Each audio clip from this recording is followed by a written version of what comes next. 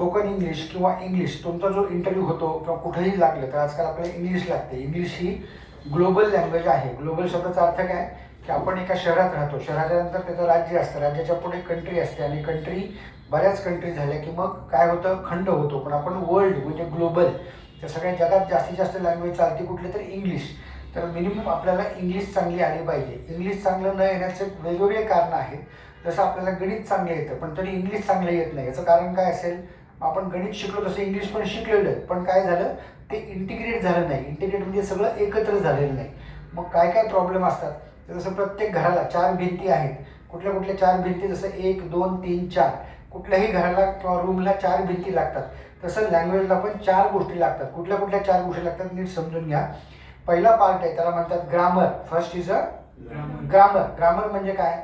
तर पूर्ण इंग्लिशचं ग्रामर तुम्ही 10वी पर्यंत जे शिकला ते ग्रामर परफेक्ट यायला पाहिजे. तर पहिला पार्ट काय? ग्रामर. सेकंड पार्टला काय म्हणतो आपण? वोकॅब्युलरी. काय शब्द आहे? वोकॅब्युलरी. मग आपला काय प्रॉब्लेम आहे की आपल्याला जे शब्दसाठा असतो तो किती पर्सेंट आहे? तर आपल्याकडे 1,500 ते 2,000 नॉर्मल तुमच्याकडे जी वोकॅब्युलरी ती 1,500 ते 2,000 शब्दांची आहे. आपल्याला पाहिजे किती? टोटल 6,000 ते 7,000 शब्द पाठ पाहिजेत, आपल्याला माहितीच पाहिजेत किंवा त्यांचा जवळपास अर्थ तरी माहीत पाहिजे. तर नंबर 2ला काय आलं? वोकॅब्युलरी. पहिलं काय होतं? ग्रामर. नंबर 2ला वोकॅब्युलरी. नंबर 3ला काय असेल? त्याला म्हणतात लिसनिंग स्किल. पहिले काय पाहिजे आपल्याला? Listening skill. म्हणजे काय? दिवसभरात आपण इंग्लिश ऐकतो कुठे? तर कुठे कुठे ऐकू शकतो? तर आपण न्यूज ऐकू शकतो, यूट्यूबला व्हिडिओ बघू शकतो. एका फॅमिलीमध्ये आम्ही सगळ्यांना लहान मुलांना काय सांगितलं की बाबा तुम्ही TV चॅनल जे बघायचं आहे, म्हणजे तुम्ही जे काही कार्टून्स बघताय ते सर्व कार्टून दिवसभर इंग्लिशमध्ये पाहायचे. तर 2 ते 3 वर्ष त्या फॅमिलीमधले सगळे मुलं इंग्लिशमध्ये कार्टून बघायला लागले. तर त्यांची इंग्लिश चांगल्यापैकी इम्प्रूव्ह झाली. तर याचा अर्थ काय? लिसनिंग स्किल वाढले त्यांचे.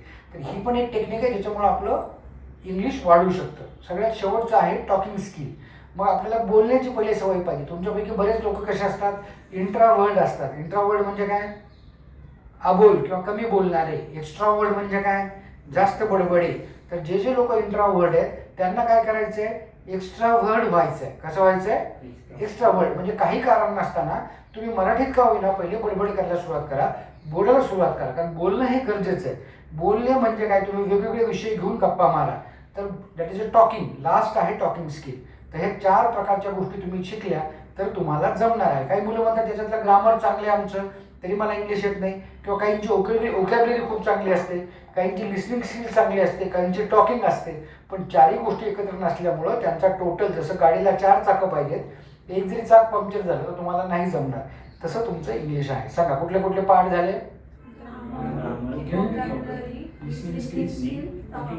Talking skill. मग आता ग्रामर जे आहे तर आपण फक्त 10 मिनिटात आपल्याला ग्रामर काय यायला पाहिजे याचा मी टोटल आढावा सांगतो की नेमकं आपल्याला ग्रामर काय यायला पाहिजे, आपण कुठे आहोत. तर सगळ्यात पहिला जो पार्ट आहे त्याला काय म्हणतात? Parts of the speech. काय शब्द आहे? Parts of the speech. कुठले कुठले सांगा पटपट. नाऊन. बोलत राहा. Noun, pronoun. हा, बोलत राहायचं, ऐकायचं नाही. तर नाऊन, प्रोनाऊन, ॲडजेक्टिव्ह. ह्या सिक्वेन्सने सांगायचे. त्याचं कारण आहे, ॲडजेक्टिव्ह नंतर असतो वर्ब, वर्ब नंतर ॲडव्हर्ब, ॲडव्हर्ब नंतर कंजंक्शन, नंतर प्रिपोजिशन आणि नंतर असतं इंटरजेक्शन. काय काय शब्द सांगा पुन्हा? नाऊन, प्रोनाऊन, तिसरा शब्द आहे ॲडजेक्टिव्ह, नंतर बोलत राहा. तुम्ही म्हणता मला येत नाही, ॲडजेक्टिव्ह, हा, नंतर वर्ब, नंतर ॲडव्हर्ब, नंतर कंजंक्शन, नंतर प्रिपोजिशन आणि नंतर इंटरजेक्शन. मग आता नाऊन म्हणजे काय माहिती आपल्याला? नाव. तर पेन, वही, नोटबुक, पुस्तक, वॉटर, हे सगळे काय झाले? नाऊन. पण तो, ती, ते, ही, शी, हे, देम, हे काय झाले? प्रोनाऊन. नंतर काय असतं? ॲडजेक्टिव्ह. ॲडजेक्टिव्ह म्हणजे काय? गुण. गुण म्हणजे काय? चाकाचा शेप कसा असतो? चौकोनी असतो का चाकाचा शेप? कसा असतो? गोल. त्याचा गुण आहे, बरोबर. केसांचा कलर कसा पाहिजे? ब्लॅक. त्याला काय म्हणायचं? गुण. ही ट्यूबलाईटचा कलर कसा आहे? व्हाईट. चॉकचा कलर कसा असतो? व्हाईट. इथे ब्ल्यू मार्कर, त्याचा कलर कसा झाला? ब्ल्यू. हे काय झाले त्याचे? गुण. त्याला म्हणायचं गुण. ओके. ॲडजेक्टिव्ह म्हणजे गुण. त्याला तुम्ही बाकी ॲडजेक्टिव्हला काय विशेषण हे जे लहानपणी ऐकले थोडं बाजूला ठेवा. कारण आपलं काय होतं की इंग्लिश शिकायचं का मराठी शिकायचं का आणखी काही शिकायचं आहे. काही लोकांनी शब्द ऐकला असेल, उभयन्वयी, अव्यय, ते लोक पळून गेले इंग्लिश शिकताना. तसं नाही करायचं. त्यामुळं ॲडजेक्टिव्ह म्हणजे काय? गुण. सिंपल कळाला. नंतर काय? वर्ब. वर्ब म्हणजे काय? क्रिया. फक्त म्हणायचं क्रिया. क्रिया कुठल्या कुठल्या? चालणे, बोलणे, हसणे, खेळणे, झोपणे, उठणे, हे सगळं काय झालं? क्रिया. ओके. वॉकिंग, टॉकिंग सारखं क्रिया म्हणायचं फक्त. क्रियापद नका म्हणू त्याला सध्या, काय केलं, वर्ब म्हणजे सध्या क्रिया साधी. ओके. नंतर काय सांगितलं, कंजंक्शन. कंजंक्शन म्हणजे काय बघा, जंक्शन. कुठलेही दोन वाक्य जोडा. अँड, बट, नाही का, तो गाणं गातो आहे आणि डान्स पण करतो आहे.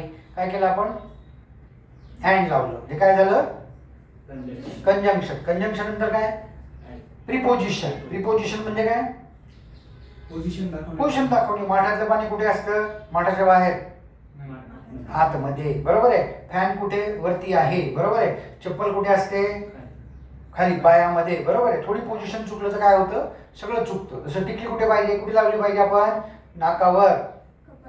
कुठे लावली पाहिजे, कपडावर. कुठे पण लावून चालत नाही ती, अशी इकडे लावली चालते का, नाही. त्याची पोझिशन आहे. तर काय शब्द आहे, प्रीपोजिशन. पोझिशन म्हणजे काय, जागा. आणि सगळ्यात शेवटी काय, इंटरजेक्शन. अरे रे रे, अबो, अरे वा वा वा. त्याच्या पुढे काय असतं, उद्गारवाचक असं चिन्ह असतं. आश्चर्यकारक किंवा काही ते अचानक घडलं, एक्सक्यूज मी, हे सगळे काय आहेत त्याचे इंटरजेक्शन. सांगा पटपट, कुठले कुठले झाले, नाऊन, हा, प्रोनाऊन, वर्ब नाही, पहिले ऍडजेक्टिव्ह. मी पुन्हा सांगतो, सिक्वेन्स थोडं महत्व आहे. ऍडजेक्टिव्ह नंतर मग वर्ब म्हणा आणि मग ऍडवर्ब म्हणा. हा, नंतर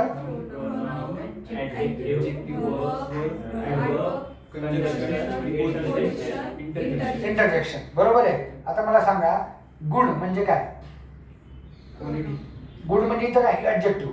वर्ब म्हणजे काय, वर्ब म्हणजे काय, क्रिया. हा, ऍडवर्ब म्हणजे काय, क्रियाला एक्सप्लेन करणारा वर्ड. हा, ऍडवर्ब म्हणजे क्रिया कशी घडते. गाडी फास्ट चालते, बरोबर आहे. तो जोरात पळतोय, तर पळणे ही क्रिया झाली, जोरात हे झालं त्याचं ऍडवर्ब. सिंपल कळालं की झाले, हे पार्ट्स ऑफ द स्पीच झाले 8. सोडून द्यायचे, पुढे घ्यायचं लगेच. कसं पुढे यायचं आता, याच्यानंतर काय, आर्टिकल्स. कुठले कुठले आर्टिकल्स ऐकलेत, ए एंड द. हा, ए म्हणजे काय सांगा, ए म्हणजे काय बघा, a cow, a pen, a classroom, a college. कुठलं कॉलेज बोलत नाही, फिक्स माहित नाही, कुठला पेन आहे माहित नाही, तर म्हणायचं अ. द म्हणजे काय, the great things. To the principal, to the manager. The म्हणजे काय, लाईफ मध्ये द होता आलं पाहिजे माणसाला, त्याच्या पुढे द लावलं पाहिजे. द झाला म्हणजे काहीतरी अचीव झालं. To the principal, to the manager, to the, नाही का, प्रिन्सिपल असतो किंवा एखाद्या इन्स्पेक्टर असतो किंवा त्याचा मालक आहे एखादा, टू द ओनर. द शब्द लागला पाहिजे, कळालं का. द, जसं द रामायण, द महाभारता किंवा द सन, द मून, असे शब्द द वापरतो.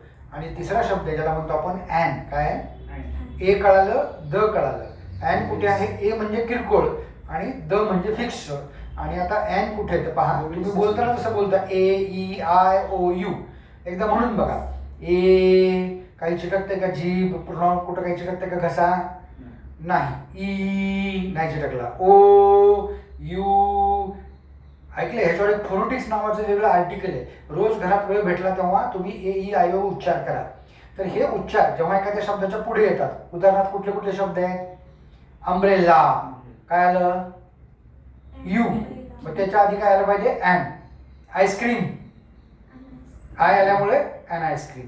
ॲपल, द ॲपल म्हणायचं का, काय म्हणायचं मग, ॲन ॲपल. तर काय, ए आय ओ यू कुठे आलं तर त्याच्या आधी काय टाकतात, ॲन. सांगा, ए कळालं, ॲन कळालं आणि द कळालं, याला काय म्हणतात, पार्ट्स ऑफ द स्पीचच्या नंतर पुढचं आर्टिकल काय झालं, हे आर्टिकल्स. काय झालं, हे तीनच आर्टिकल आहेत. कुठलं काय कुठे लावायचं कळालं, ए अँड द सिम्पल. हे सोडून द्या, पुढे चला.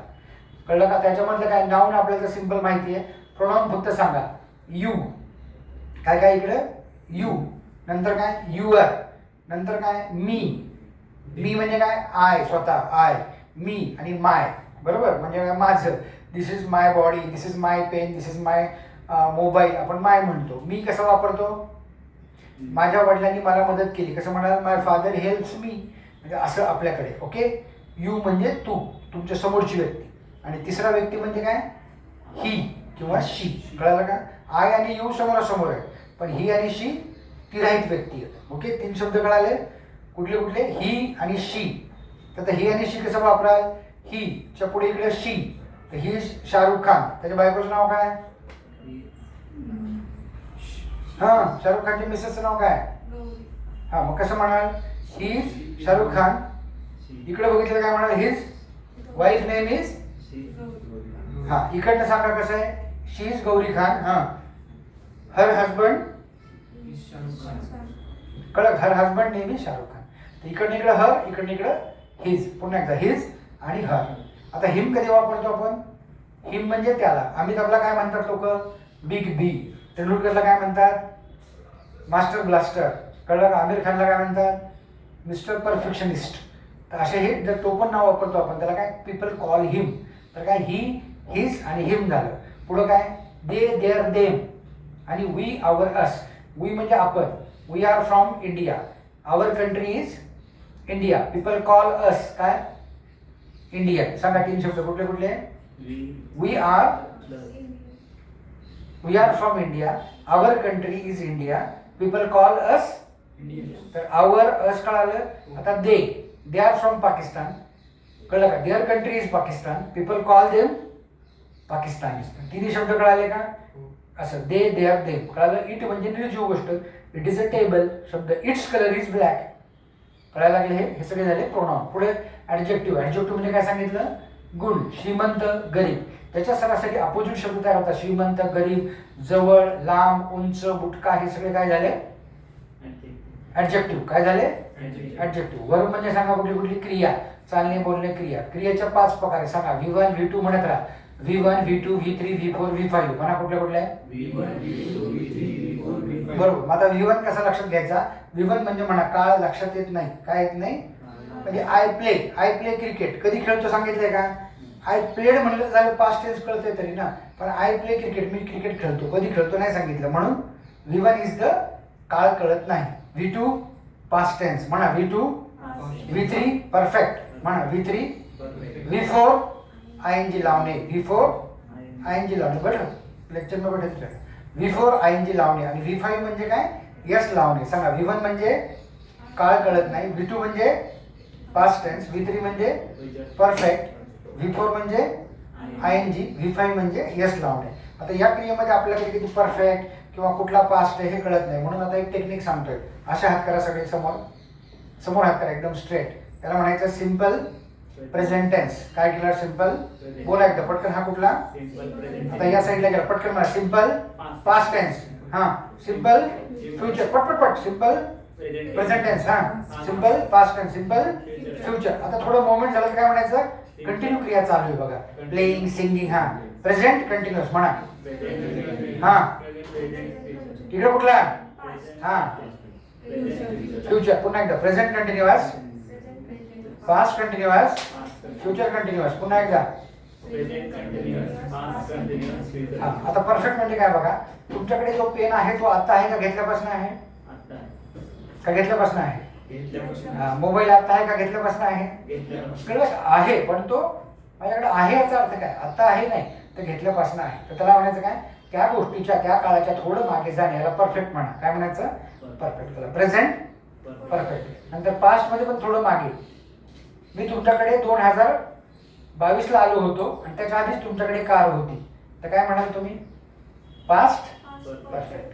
फ्युचर. मी 2030 ला तुमच्या घरी येणार आहे आणि 30च्या आधी म्हणजे 29 लाच तुम्ही फ्लॅट घेतलेला आहे. तर काय झालं? फ्युचर मध्ये परफेक्ट. कसं बोलायचं सांगा? Present perfect, past perfect, future perfect. पुन्हा एकदा. Present perfect, past perfect, future perfect. 9 काळ झाले. कुठले कुठले सांगा? पहिले simple present tense, simple past tense, simple future tense. हा. हा कुठला? सिंपल कंटिन्युअस तो. Present continue. हा. Past continuous. हा. हा. नंतर प्रेझेंट मध्ये थोडं मागे. Present perfect. हा. Past perfect, future perfect. आता हा कुठला असेल ओळखा बरं. बघा. प्रेझेंट मध्ये थोडा परफेक्ट आणि तिथे कंटिन्यू म्हणजे कुठला झाला? हा. Present perfect continue. असा इकडचं सांगा. पास्ट नंतर थोडं perfect continue, future perfect continue. काय लागलं? किती झाले? 12 काळ. सगळ्या काळांची नावं लक्षात आली. कुठला काळ कुठे वापरायचे नंतर बघू. 12 काळांची नावं ते लक्षात आली आपल्याला. कळलं का? आता हे 5 सेन्सेस कळतील आपल्याला. पुन्हा V1 म्हणजे काळ कळत नाही. V2 म्हणजे पास्ट टेन्स. बोलत राहा. V2 म्हणजे पास्ट टेन्स म्हणजे ईडी लावलं की. हा. परफेक्ट. V3 म्हणजे परफेक्ट. परफेक्ट म्हणजे आता सांगितलं. माझ्याकडे आय हॅव, हॅड कुठलेही शब्द वापरला. Have, has, had. हॅ म्हणलं की परफेक्ट. कळलं का? कुठलं हॅव आणि हॅज वापरलं की परफेक्ट. सांगा सिम्पल प्रेझेंट टेन्स V1 बरोबर आहे, म्हणजे हा काळ कळत नाही V1, V2, V3, V4 ING लावणे, प्लेइंग सिंगिंग सगळं, आणि शेवटी यस कधी लावतो? यस. शी प्लेज क्रिकेट किंवा ही प्लेज क्रिकेट. साध्या वर्तमान काळामध्ये ही किंवा शी तिसरा माणूस आला आय यू च्या तिसरा, त्याला काय म्हणायचं? यस लावणे. त्याला म्हणायचं यस. कळलं यस लावणे, त्याला म्हणतो आपण पाचवा म्हणजे V4. सांगा पुन्हा. V1 म्हणजे काय कळत नाही, V2 म्हणजे पास्ट टेन्स, हा बोलत राहा. V3 म्हणजे परफेक्ट, V4 म्हणजे ING, V5 म्हणजे यस लावणे. सांगा V3, V2, V1 हा सिंपल किंवा त्याच्यामध्ये काळ कळत नाही. हा V5 यस लावणे, V3, V4 ING किंवा कंटिन्यू, हा V2 हा V3 V1 V5 V2 कळलं. याला म्हणायचं झोपेत पण इंग्लिश आली पाहिजे, मग काळ असं पटपट पडतो. V1 V2 V3 V4 5. कळलं का? V1 म्हणजे काळ कळत नाही, V2 म्हणजे पास्ट टेन्स, V3 म्हणजे परफेक्ट, V4 म्हणजे ING, V5 म्हणजे यस लावणे. सिंपल झालं. हे झाले 12 काळ आणि हे त्याचे 5 V1 V2 हे सगळे एकत्र जोडले तर तुम्हाला जवळजवळ कुठलेही वाक्य करता येतील. तर तुम्हाला छोटं पुस्तक आमच्या शासनाने लिहिलेलं आहे, ते पण तुम्हाला बघायला भेटेल. त्याच्यामध्ये सगळे हे काळांचे 12च्या 12 काळ दिलेले आहे. कळाले हे सगळे? पुढं काय शब्द आहे? Direct indirect. काय शब्द आहे? बोला. डायरेक्ट इनडायरेक्ट म्हणजे काय? मी सांगितलं आज पाऊस पडला किंवा मी सांगितलं आज गरमी खूप आहे, तर मी तुम्हाला इथं बोललो, हे डायरेक्ट बोललो. तुम्ही घरी जाऊन कसं बोला?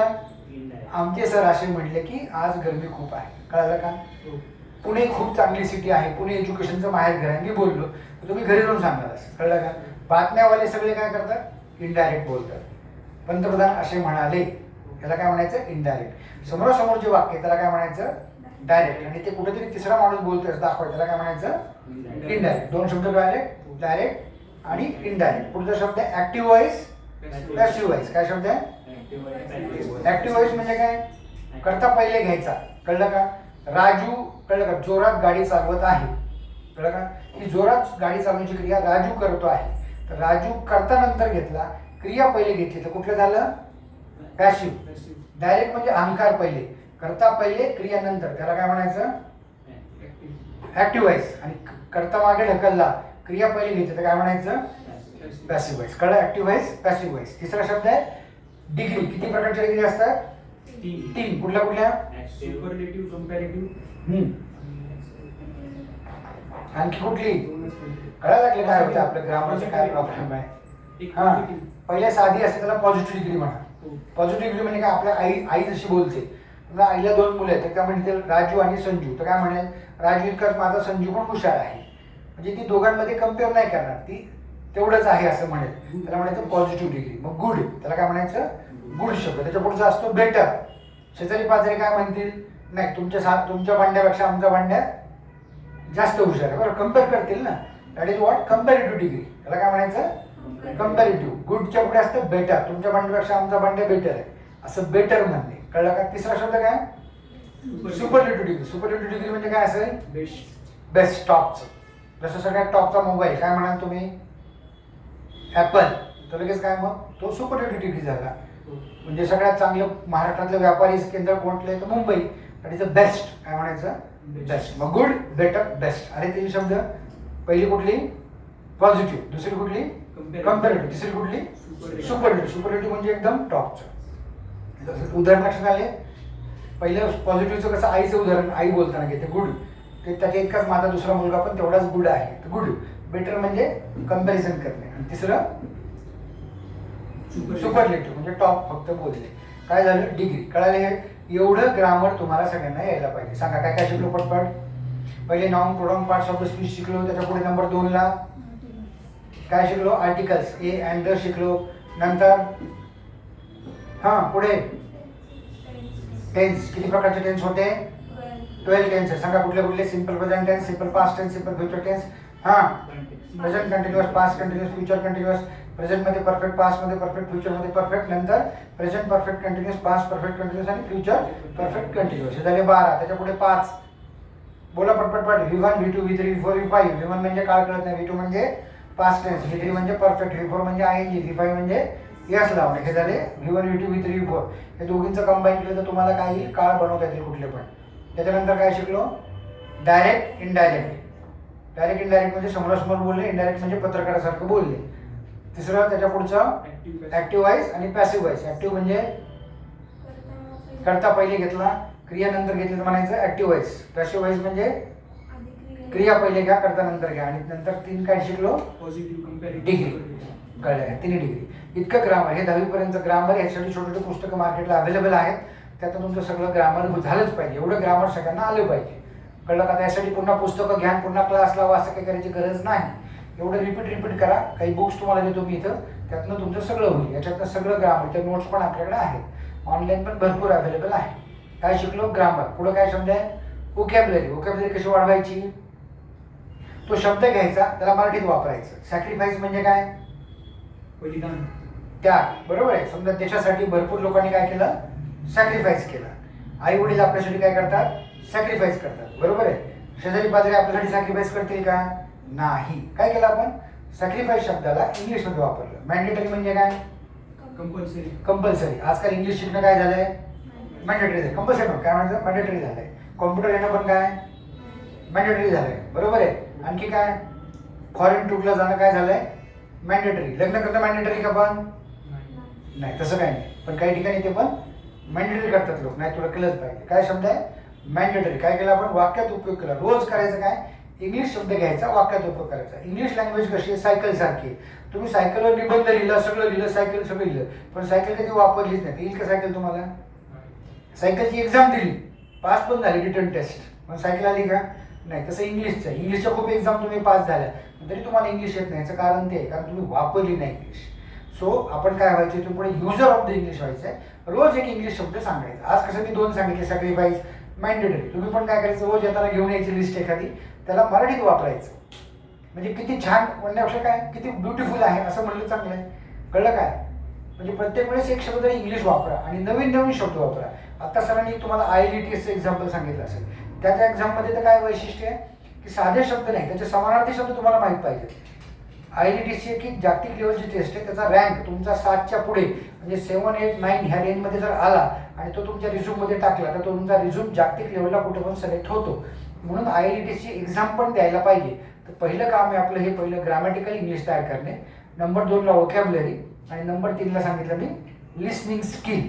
लिसनिंग स्किलमध्ये सध्या फक्त काय करा, तर तुम्ही घरात जेव्हा TV लावाल किंवा काही यूट्यूबला बघाल किंवा कुठले चॅनल बघाल, तेव्हा ते समजा सगळ्यात सोपं, तुम्हाला जे आवडतात सिरियल कुठले पण, किंवा तुम्ही यूट्यूबला काय बघत असाल, एखादं कार्टून लावा, छोटा भीम लावा कुठलंही, पण ते तुम्हाला थोडंफार त्याचा विषय माहीत पाहिजे. समजा रामायण तुम्हाला माहिती आहे, तर ते इंग्लिशमध्ये लावा. खाली सबटायटल आले पाहिजेत आणि त्याचे उच्चार इंग्लिशमध्ये पाहिजे. किंवा साध्या न्यूज बघा छोट्या छोट्या, ज्या तुम्हाला माहिती आहेत काय चाललंय, जसं युद्धाच्या न्यूज इंग्लिशमध्ये बघा आणि त्या तुम्हाला कळल्या पाहिजे. याला काय म्हणायचं? Listening skill. आणि शेवटची स्किल कुठली सांगितली? टॉकिंग. टॉकिंगसाठी सगळ्यात महत्त्वाचं काय? तुम्हाला पहिले आलं पाहिजे की मला टॉकिंग करता आलं पाहिजे. ठीक आहे, हे पॉज करत. येस, तुम्हाला फक्त काय सांगायचं आहे